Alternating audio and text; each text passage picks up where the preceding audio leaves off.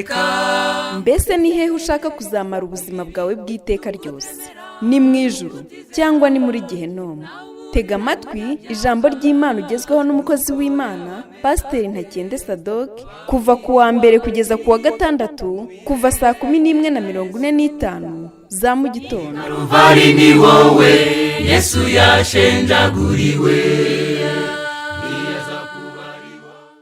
Reka mbasuhuze nshuti bakunzi muteze amatwi kandi mbahe ikaze muri uyu mwanya mwiza, umwanya tugiye kuganira ku ijambo ry'Imana, ndetse hagati aho ndizera ko mu mitima yanyu mwuzuye amashimwe, mwuzuye umunezero, kandi ndizera ntashidikanya yuko ubu ngubu mugiye kwiyumva nk'aho turi mu iteraniro.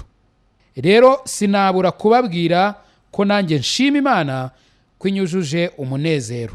Si n'ibyo gusa, ahubwo ijambo ry'Imana naryo ndumva ribira muri jyewe. Ibyo rero nabyo nkaba mbishimiye Imana, kandi nawe ndizera ko ariko biri ku bantu bose bakunda ijambo ry'Imana, ku bantu bose bakunda Imana. Nizera ntashidikanya ko amashimwe ari mu mitima yanyu. Ndagira ngo rero mbinginge aho muri hose, mu kanya nitumara gusoza, kubera impamvu z'igihe ntabwo twafata akanya ngo ducinye akadiho dutere nk'udukorasi tungahe, kaba kamwe cyangwa tubiri, cyangwa se turirimbe n'indirimbo yo mu gitabo. Ariko this way uze kubinkorera, nanjye ndibuze kubikora rwose.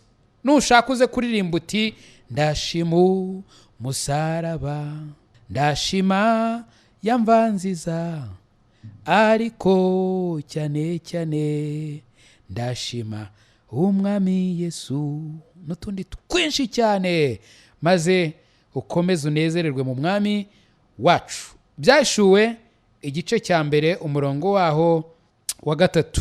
Byahishuwe igice cya mbere umurongo waho wa 3. Uyu munsi ndagira ngo dukomeze ndetse tuze no gusa nkaho dusubitse ku ngingo iremereye cyane twavuzeho, ingingo ijyanye n'ijambo ry'Imana. Twarimo tuganira ku kuntu umuntu ashobora guhesha Imana icyubahiro. Tuza kubona ibintu bitatu umuntu agomba kwitondera niba ashaka guhesha Imana icyubahiro. Kimwe muri byo rero twabonye ko ari ukwita ku ijambo ry'Imana. Twarivuzeho ibintu byinshi, ariko uyu munsi ndagira ngo tuze gusa nk'abasubika iyo ngingo, ariko reka twongere tuyivugeho. Imana mu ijambo ryayo hari ikintu iri kutubwira mu Byahishuwe igice cya mbere umurongo waho wa 3. Bibiliya irambwira ngo hahirwa usoma amagambo y'ubu buhanuzi, hahirwa n'abayumva bakitondera ibyanditswe muri bwo, kuko igihe kiri bugufi. Ndasubiramo uyu murongo hanyuma dusenga Imana. Hahirwa usoma amagambo y'ubu buhanuzi, hahirwa n'abayumva bakitondera ibyanditswe muri bwo, kuko igihe kiri hafi. Hahirwa usoma amagambo y'ubu buhanuzi, ndetse hahirwa abayumva bakitondera ibyanditswe muri bwo, kubera impamvu imwe gusa, kuko igihe kiri hafi. Mana, turagushimye kandi turaguhimbaje, kuko uri Imana nziza, uri Imana y'urukundo. Urukundo rwawe rurenze uko twaruvuga, rurenze uko twarusobanura, rurenze n'uko twakwigera twebwe turwumva tukanarushyira mu ntekerezo zacu. Urukundo rwawe ruraturenze Mana.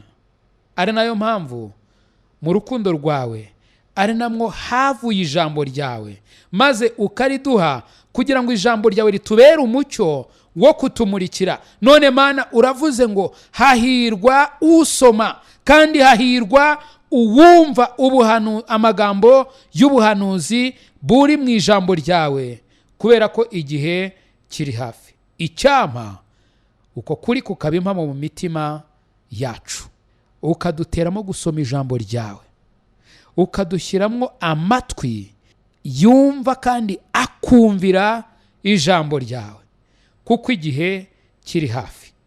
Mana, ndakwinze ngo ubane natwe kandi utwigishe byinshi bituruka mu ijambo ryawe kuri uyu mugoroba. Mu izina rya Yesu nibwo dusabye twizeye, amen. Muri iyi minsi ntabwo nayibaze neza, ariko ni iminsi irenga 40 ndetse 50 abantu batajya aho twita mu nsengero. Nimvuga ngo aho twita mu nsengero, nuko hari ubundi buryo Bibiliya ibivuga. Bibiliya ivuga yuko imibiri y'abizera ari insengero z'Uwiteka.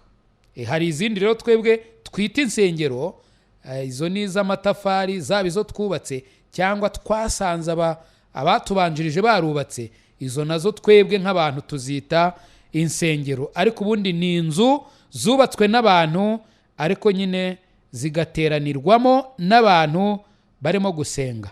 Ariko Imana ivuga ko imibiri yacu ari zo nsengero z'Imana.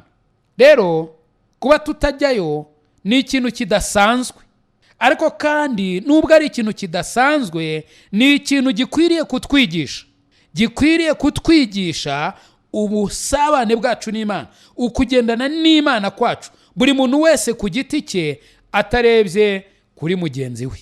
Hari abantu benshi cyane bakunda Imana, hari abantu benshi cyane bari gusenga, hari n'abandi bajya bampamagara bakambwira bati dufatanye gusenga, hari nabo nanjye mpamagara nkababwira nti dufatanye gusenga. Mbese abera cyangwa abakristo hirya no hino ntabwo bahagaze gusenga, ntabwo bahagaze gusabana n'Imana, ntabwo bahagaze no gusabana hagati yabo uko bashobojwe, nubwo bitamera nka mbere igihe tutari dufite kino cyorezo, ariko byo byarakomeje.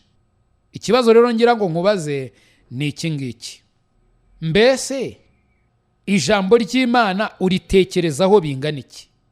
Mbese ijambo ry'Imana uritega amatwi bingana iki? Mbese ijambo ry'Imana rifite umwanya ungana iki mu buzima bwawe? Mfite ubwoba ko abantu benshi bitwa abakristo, Bibiliya zabo batibuka ahantu ziri, Bibiliya zabo batibuka igihe baherukira kuzirebamo. Hari abandi bazibitse kure ku buryo bateganya kuzazihanagura igihe bazaba bavuze bati noneho mwakongera mugasubira mu nsengero. Mfite ubwoba kw'ibyo ariko biri, ariko Imana imfashe biba atari ko bimeze, kuko Bibiliya irambwiye ngo hahirwa usoma amagambo y'ubu buhanuzi, hahirwa n'abayumva bakitondera ibyanditswe muri bwo, kuko igihe kiri bugufi. Mbese wakwitondera ibyo utazi? Mbese wakwizera ibyo utigeze wumva cyangwa utabonye? Wabyizera ute? Ni koko Bibiliya irambwira ngo hahirwa abizera batabonye, ariko kandi nta muntu wakwizera atumvise, kuko Bibiliya irambwira ngo kwizera guheshwa no kumva. None se urimo urasoma ijambo ry'Imana? Urimo kumva ijambo ry'Imana? Cyangwa watereye agati mu ryinyo ugereka ukuguru ku kundi, uravuga uti insengero barazifunze, reka mbe nduhutse no kumva aya magambo, nzaba nongera nyumve. Yesu yajya akoresha ijambo kumva ijambo rye, umuntu akizera. Yesu avuga ingaruka ziri muri icyo kintu, nuko uwo muntu agira ubugingo buhoraho. Kumva ijambo rya Kristo ukaryizera, ukizera Imana yamutumye. Kandi iyo wumvise ijambo rya Kristo, ntabwo ari nko ese ndabivuga gute, niwumva ijambo rya Kristo umenye ngo nukumenya icyazanye Kristo, nukumenya niba yaragikoze, niba yarakirangije, niba koko icyo kintu ariko yakivuze kandi ariko kiri koko. Iyo rero umenye ibyo ukabyizera, ugira ubugingo buhoraho. Kandi Yesu yavuze yuko umuntu rwose wita ku ijambo rye ashushanwa n'umunyabwenge, ndetse aba ari kubaka ubuzima bwe ku rutare. Usoma amagambo y'ubuhanuzi bwa Bibiliya arahirwa. Umuntu wumva aya magambo ya Bibiliya akayitondera arahirwa.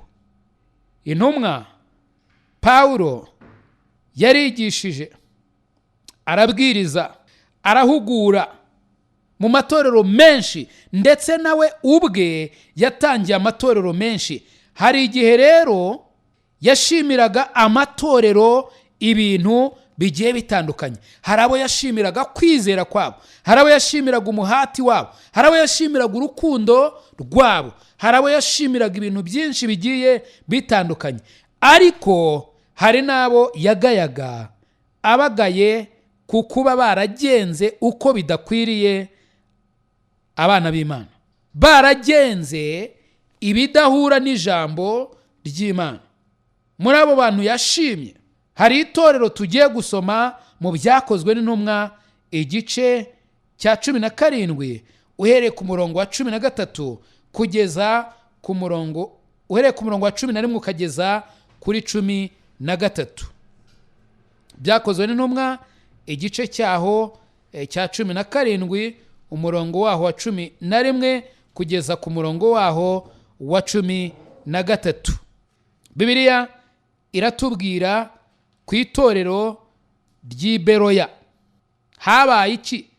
Reka mpere ku murongo wa 10. Uwo mwanya muri iryo joro bene data bohereza Pawulo na Sila Iberoya. Basohoyeyo binjira mu isinagogi y'Abayuda. Ariko abo bari beza kuruta ab'i Tesalonike, kuko bakiranye ijambo ry'Imana umutima ukunze, bashaka mu byanditswe iminsi yose kugira ngo bamenye yuko ibyo bababwiye ari iby'ukuri koko. Ndagira ngo urebe rino jambo riri ku murongo wa 11. Ngo ariko abo bari beza. Abahe? Ab'iberoya bari beza kuruta abahe? Ab'i Tesalonike. Ab'i Tesalonike nabo bari abakristo, ariko bari abantu rwose uza wababwira uti haleluya batamena, bikaba birangiriye aho ngaho. Ntabwo barebaga icyo ijambo ry'Imana rivuga, bumvaga ibyo babwiwe. Ariko Yesu ashimwe kuko dufite runo rugero rw'iri torero ry'Iberoya. Ndetse tukagira na Pawulo utaragenda gatera waraza ngo agende abwira abantu, ababwirira mu cyuka, ahubwo akabayobora mu kumva no kwita no guha agaciro ijambo ry'Imana. Abo bo bari beza kuruta ab'i Tesalonike, kuko ngiyi impamvu bari beza, bakiranye ijambo ry'Imana umutima ukunze. Iki ni icyambere, bakiranye ijambo ry'Imana umutima ukunze. Wow! Shobora kuvuga uti iki kintu subwo hari icyo kimaze koko? Nari ngize ngo ugiye kuvuga ngo batuye amaturo menshi aruta y'abandi. Bakiranye ijambo ry'Imana umutima ukunze. Reka nkubwire nshuti yanjye, ibyo wakora byose, wajya mu rusengero ukazarinda upfa, washaka ukanapfiramo, ndavuga ziriya nyubako twubaka twebwe, uramutse urugiyemo ukarubamo, ukajya wumva ibyo bavuga byose, ukazarinda unava muri uyu mubiri ukirurimo, ariko utigeze wakirana ijambo ry'Imana umutima ukunze, nta kintu byakumarira habe na gitoya, nta kintu byagufasha habe na gitoya, kuko waba umeze nkaho ntaryo wigeze unumva. Ndetse icyakabaye cyiza nuko waba ukabaye utaranaryumvise, kuko niba utaryakiranye umutima ukunze nta mumaro rishobora kukugirira. Icya kabiri, kino ndaza kukigarukaho cy'umutima ukunze. Icya kabiri, ngo bashakashakaga mu byanditswe iminsi yose kugira ngo bamenye yuko ibyo bababwiye ari iby'ukuri koko. Dore ntabwo bari abantu uza ngo ubwire ngo Mariya ni Imana, haleluya, batamena. Oya, Mariya ni Imana. Reka turebe, soma icyanditswe, tubwira aho byanditse, turarebamo. ntago bapfaga kumva ibyo bababwiye byose ngo babyakire gutyo gusa, ahubwo bajyaga kuvuga ngo amena, ari uko babanje gushaka mu byanditswe, bakarambura bakongera bakarambura, bakongera bakarambura, bakagenzura bakareba neza koko ko ibyo babwiwe ari ukuri. Mana udufashe, Mana utubabarire, Mana utureba n'amaso y'imbabazi, kuko abantu benshi cyane ntabwo bameze nk'abakristo biberoya, ahubwo bumva ibyo abantu bivugira, bumva ibyo abantu bavuga gusa, nyamara ntabwo bita ku kurambura ijambo ryawe ngo barebe ibyo uvuga wowe. Ni nayo mpamvu ibyabaye ku itorero ry'iberoya bitaba mu buzima bw'abitwa abakristo benshi, kubera yuko batanagize nk'ubu bwenge n'uyu murava abiberoya bagize. Hano ku murongo wa 12 haravuga ngo nuko benshi muri bo barizera, n'abagore b'icyubahiro babagira iki, n'abagabo batari bake barizera. Kwizera guheshwa no kumva ijambo rya Kristo, apana amagambo yo mu migani yacu ya kimuntu no mu masekuruza yacu, ahubwo kumva ijambo rya Kristo guhesha kwizera. Benshi barizeye, nyamara abantu bitwa ngo ni abakristo bo muri iyi minsi yacu ya none, abenshi ntago bizera, kandi ari abakristo ntago bizera, ndetse imirimo bakora niyo igaragaza yuko batizera koko. Mana tugirira imbabazi, Mana tugirira ubuntu, Mana dufashe, uduhe kureba neza, turebe nk'abakristo biberoya, tugire umutima ukunze, twakirane ijambo ryawe umutima ukunze. Ibyakozwe n'intumwa igice cya 16 umurongo waho wa 14 turahabona umudamu watubera urugero, wakiranye ijambo ry'Imana umutima ukunze. Igihe yabwirizwaga ntabwo ijambo ryaciye mu gutwi ngo rihinguke mu kundi, ahubwo ndagira ngo urebe icyabaye igihe yumvaga ijambo ry'Imana. Byakozwe n'intumwa 16 umurongo waho wa 14 Bibiliya irambwira ngo umugore witwa Lidiya waguraga imyenda y'imihengeri, yari umukire, yacuruzaga imyenda y'imihengeri, cyangwa se yacuruzaga ino myenda twita, uzajya mu isoko wumva abantu bavuga ngo iyi ni koto yuzuye, ngo ni koto 100%, nawe yacuruzaga mwene iyo myenda. Umugore witwa Lidiya waguraga imyenda y'imihengeri wo mu mudugudu witwa Itiro Tuatira, wubahaga Imana, aratwumva. Agira gute? Aratwumva. Umwami Yesu amwugururira umutima kugira ngo yite ku byo Pawulo yavugaga. Wow! Aratwumva. Umwami Yesu amwugururira umutima kugira ngo yite ku byo Pawulo yavugaga. 15 amaze kubatizanywa n'abo mu rugo rwe, aratwinginga ati, nimuba mubonye ko nizeye umwami Yesu by'ukuri, nimuzi wanjye mucumbikeyo. Araduhata. Pawulo abwirije ubutumwa bwiza uyu mudamu Lidiya ndetse n'abo mu rugo rwe, wenda barimwo abana be, wenda barimwo umugabo we, wenda barimwo abakozi be, abari mu rugo rwe nabo bumvise ijambo ry'ubutumwa bwiza Pawulo yabwirizaga. Bamaze kwizera barabatizwa. Bamaze kubatizwa, kuko yakiranye ijambo ry'Imana umutima ukunze, yumvise afite inyota yo kuguma hafi y'ababwiriza butumwa, maze yinginga intumwa Pawulo n'abandi bari bari kumwe nawe, arababwira ati, niba rwose murebye mukabona koko nizeye umwami Yesu by'ukuri, ndabinginze nimugume hano. Bakoresheje ijambo ngo arabahata. ni iki cyatumye abahata? Kwari ukugira ngo akomeze yumve ijambo rya Kristo, akomeze yumve ijambo ry'Imana. Kubera iki? Ryaramuryoheye. Kubera iki? Ryamumaze inyota. Kubera iki? Ryaramuhinduye. Kubera iki? Yari afite amatsiko, yari afite ubwuzu bwo kugira ngo ijambo ry'Imana rigwire muri we. Yohana igice cya 4 umurongo waho wa 28, naho turabona undi mudamu, umusamariyakazi, inkuru muzi mumenyereye cyane. Iyi nkuru y'umusamariyakazi ahuye na Yesu, nta kindi baganiriye ahubwo Yesu yamubwirije ubutumwa bwiza bw'agakiza.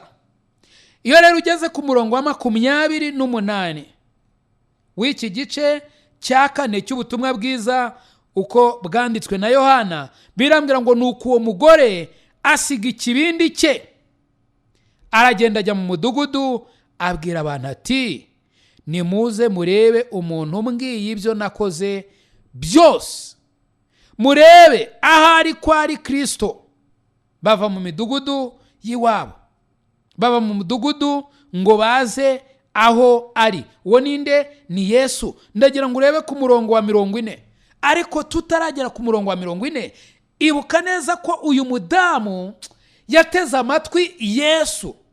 Yesu yaramubwiye ku murongo wa 10 ngo, iyaba waruzi impano y'Imana, icya kabiri ukamenya n'ugusabye amazi uwo ari we, nawe uba umusabye nawe akaguha amazi y'ubugingo. Uyu mudamu yumvise amazi y'ubugingo, yumvise impano y'Imana, atangira kugira amatsiko, atangira kuganira na Yesu, aguma aho ngaho, atega amatwi ibyo Yesu amubwira. Yesu nawe arakomeza amubwiriza ubutumwa bwiza. Hanyuma uyu mudamu bimugeze mu mutima, aravuga ati, iyi nkuru ntabwo abantu b'iwacu bakwiriye kuyihomba. Uyu mudamu aranezeza cyane, ntabwo ameze nk'abantu benshi bo muri twebwe bo muri iyi minsi ya none. Hari abantu benshi ushobora kumva ngo uriya muntu arakijijwe, ko atigeze abimbwira, ko ntigeze numva avuga ijambo na rimwe ryerekana yuko akijijwe. Wavuga ngo urakijijwe, abantu bagatangara, bakibaza niba ibyo bintu ari ukuri cyangwa ari ibinyoma. Kubera iki? Kubera ko batigeze babona ikintu na kimwe, cyangwa se ngo bumve ikintu na kimwe koko cyababwira ko wakijijwe. Uyu mudamu ntabwo ariko byagenze. Akimara kumva ayo magambo, Yesu akimara kumubwira ati, ni jyewe Kristo, kuko yaramubwira ati, erega dutegereje Mensiya. Yesu aramubwira ati, ni jyewe tuvugana. Uyu mudamu ashingiye ku byo yari yumvise, ku magambo yose Yesu yari yamubwiye, arizera, aravuga ati, koko uyu ni Kristo. Umudamu arazamuka, ngo ikivomesha arakijugunya, arirukanka ajya mu mudugudu, abwira abantu bose, ababuza amahoro. Arabwira ati, yemwe nimuhagarara aho mugeze, mujugunye hasi ibyo mwakoraga, mubireke, nimumanuke muze tugende ku mugezi. Hari umuntu umbwiye ibyo nakoze byose, nimuze namwe mwirebere ko atari Kristo. Bibiliya irambwira ku murongo wa 40 ngo nuko abasamariya bamusanze, baramwinginga ngo agumane nabo, asibirayo 2. Mbese yasibiyeyo ari gukora iki? Nta kindi, nk'uko yari yabwirije uyu musamariyakazi agakizwa, nabo bumvise amagambo amuva mu kanwa, maze bamera nka Petero, baravuga bati, uyu mugabo afite amagambo y'ubugingo, mbese twatandukana nawe koko? Bati, oya, reka tumwinginge agume atwibwirira amagambo y'ubugingo. Maze Yesu nawe abonye inyota bafite, abonye ugushaka bafite, abonye ukuntu bafite umutima witeguye kwakira ijambo ry'Imana, maze ngo asibirayo iminsi 2. Ngo hizera abandi benshi, 41, hizera abandi benshi baruta ba mbere. Kubera iki? Ntabwo bizeye kuko bari babonye indege iguruka, ntabwo bizeye kuko baryamye hasi barangiza bakarota, ntabwo bizeye kuko bariye bagahaga, ntabwo bizeye kubera ikindi kintu, ahubwo dore impamvu bizeye, ngo hizera abandi benshi baruta aba mbere, kuko biyumviye ijambo rye, biyumviye ijambo rya Kristo, maze babwira uwo mugore bati noneho si amagambo yawe yonyine. Kandi uyu mugore ntabwo yari yababwiye amagambo ye, yari yabahaye ubuhamya bw'ibyamubayeho. Arababwira ati uwo mugabo twahuye ambwira ibyo nakoze byose, uwo mugabo yambwiye ibijyanye n'amazi y'ubugingo, uwo mugabo ni Kristo, niko yambwiye, muze murebe uwo mugabo wambwiye ibyo bintu byose. Nabo baraza, bahageze Yesu arabigisha ngo barizera. Barangije babwira uyu mugore bati rero madamu we, uramenye rwose twizeye pe, kandi ntabwo ari amagambo yawe y'ubuhamya bwawe yonyine atwijeje, ahubwo natwe ubwacu dore uko birivuga. Noneho si amagambo yawe yonyine aduteye kwizera, kuko natwe twiyumviye tukamenya ko uyu ari we mukiza w'abari mu isi koko. Bariyumviye bamenya ko Yesu ari we mukiza w'abari mu isi koko. Icyama ukiyumvira amagambo ya Yesu, maze ukamenya neza yuko Yesu ari we mukiza w'abari mu isi koko, ukizera Imana utabitewe n'icyuka. Nguvuge ngo bagenzi banjye bari muri rya torero, bagenzi banjye numva bavuga ko bizera ibi n'ibi, uvuge ngo ibyo wizera urabizi neza byavuye mu kanwa k'Umwami Yesu Kristo.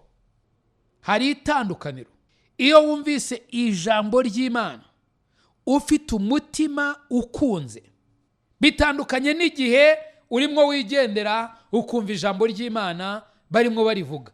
Hari n'igihe utumva ibyo bavuze, cyangwa se rigaca mu gutwi rigahinguka mu kundi. Ibi ndabikubwira kuko ubu n'ubuhamya nanjye nabayemo. Hari igihe nabayeho ntajya ku rusengero, aho bita ku rusengero, kugira ngo numve ijambo ry'Imana, ahubwo nabaga niteguye kuza kubyina agakorasi, nabaga nzi kari buze kuririmbwa, niteguye kuza kuririmba, nkumva ibyo ari byo biri bunshimishe, nkumva ari byo ntegereje kuruta ikindi kintu icyo ari cyo cyose. Ijambo ry'Imana barivuga, nkaheruka barivuga, nyuma yo kurivuga ntago nabaga nkiryibuka. Kandi hari abantu benshi bameze nkanjye nk'uko nari imeze. Uheruka barivuga ariko bagisoza ntushobora kwibuka ibyo bari barimo bavuga. Kubera iki? Ntabwo waryakiranye umutima ukunze. Ariko iyo wakiranye ijambo ry'Imana umutima ukunze, nirazima riraguhindura, nirazima rikurema bundi bushya, nirazima utangira gutekereza nk'uko ijambo ry'Imana risaba. Nyamara abantu benshi ntabwo bajya bungurwa n'ijambo ry'Imana. Kubera iki? Kubera yuko imitima yabo ititeguye kuryakira. Hano mu Baheburayo igice cya 4 umurongo waho wa 2 hari icyo Bibiliya itubwira. Abaheburayo 4 umurongo waho wa 2 Bibiliya irambwira ngo kuko natwe twabwiye ubutumwa bwiza nk'ababandi. Ndagira ngo uce akarongo munsi y'ijambo ubutumwa bwiza.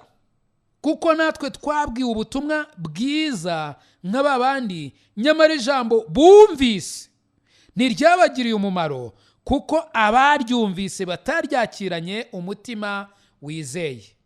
Ntabwo ryabagiriye umumaro.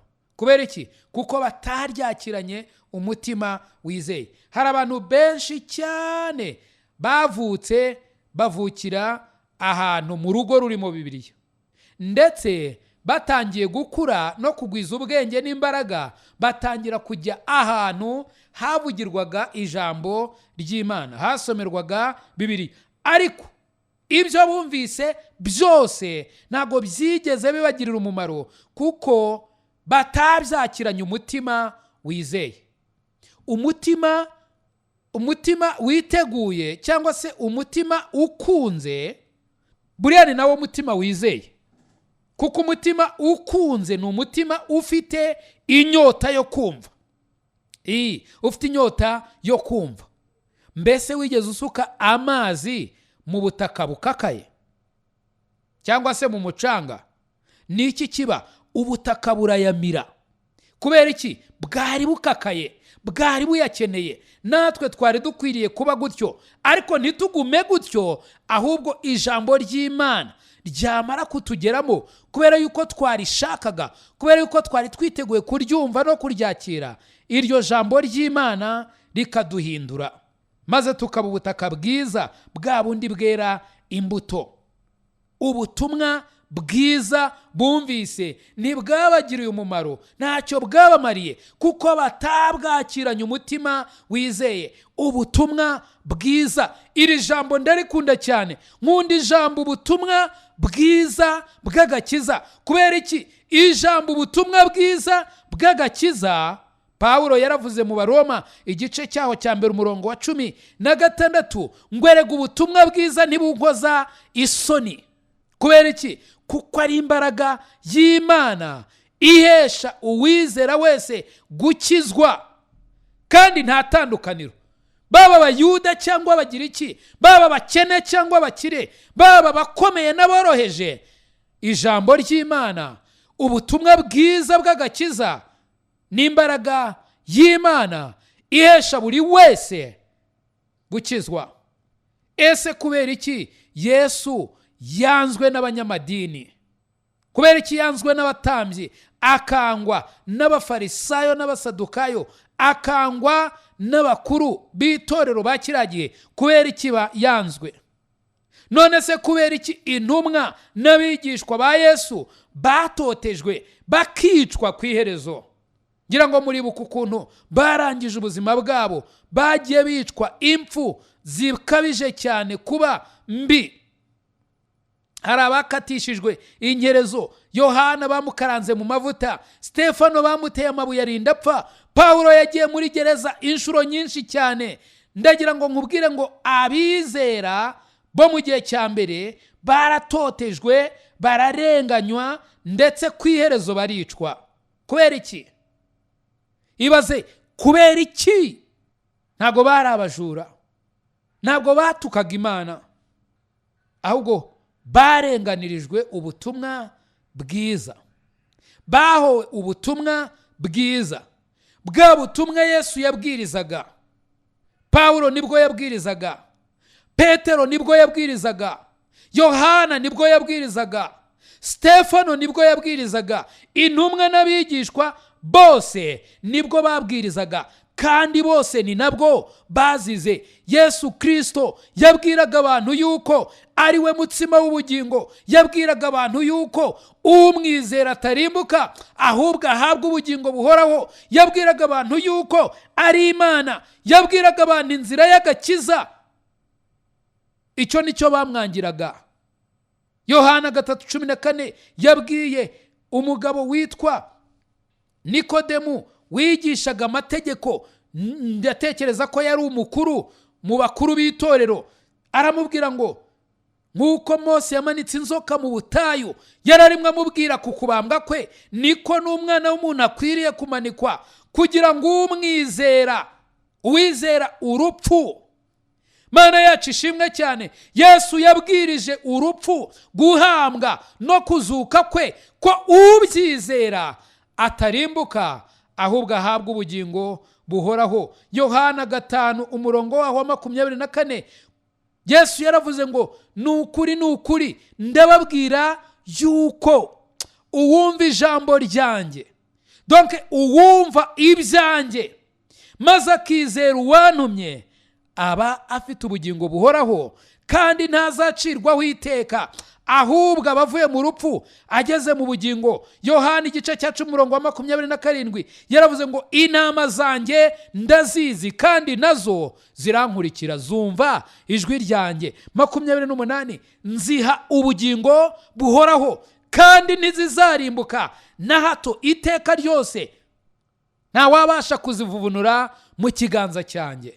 Cyo nashaka kubereka nuko Yesu yabwirizaga ubutumwa bwiza bujyanye no kuvuga ku rupfu rwe, guhambwa kwe no kuzuka kwe, kandi ko kwizera ibyo ari byo birimwo agakiza. Mwene magambo yabwirizaga ko agakiza gaheshwa no kwizera urupfu, guhambwa no kuzuka bya Yesu Kristo.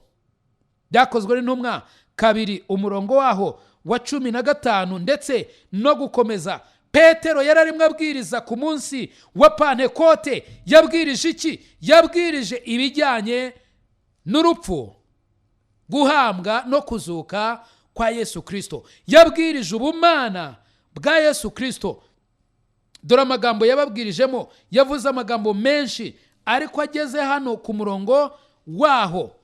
Byakozwe n'intumwa 2 umurongo waho wa 22 yaravuze ngo yemwe bagabo ba Isirayeli mwe nimwumva aya magambo. Yesu w'i Nazareti, wa muntu Imana yabahamirishije imirimo ikomeye n'ibitangaza n'ibimenyetso ibyo yamukoresheje hagati yanyu, nk'uko mubizi ubwanyu.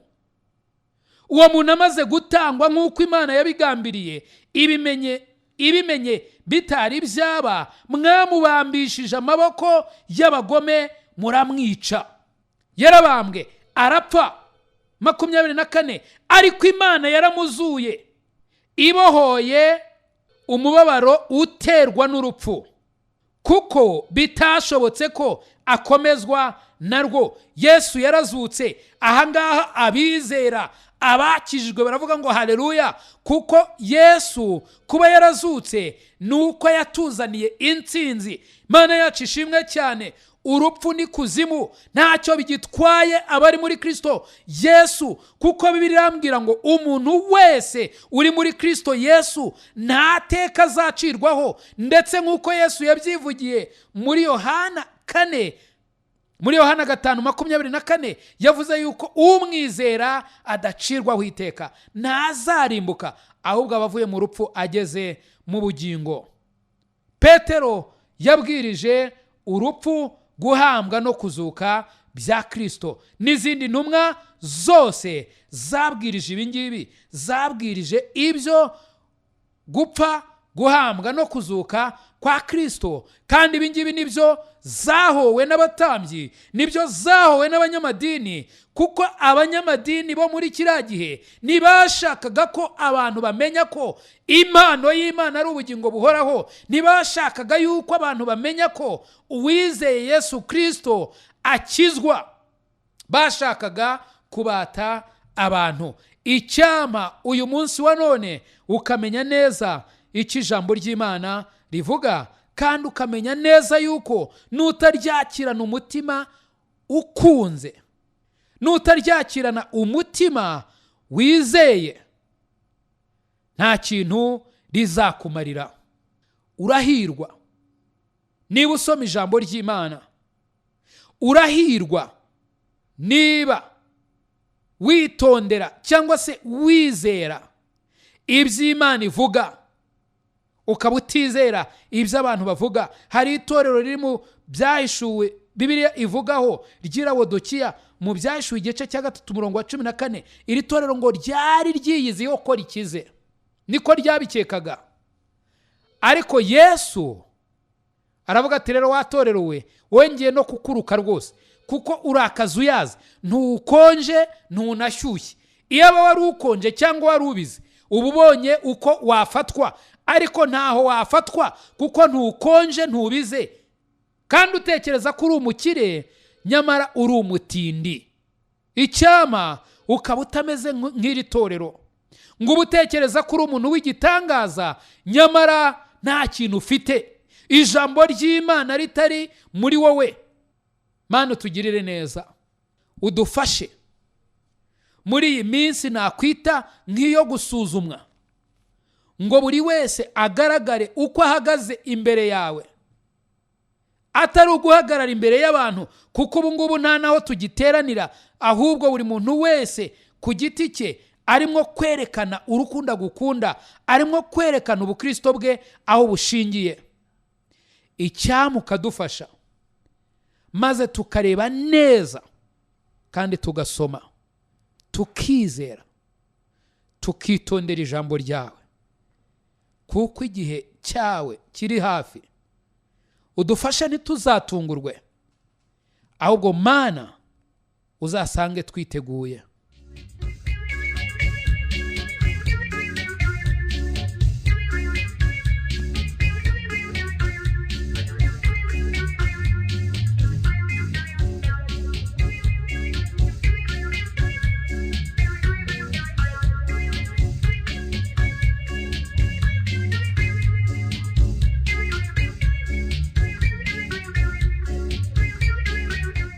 Reka mbashimire kuba mwari muduteze amatwi, kandi mbabwire ko mushobora kuduhamagara kuri 0783001646, hanyuma ukatubaza niba hari icyo utumvise cyangwa se hari ubundi bufasha waba ukeneye, tukagufasha kubwo gufashwa n'Imana.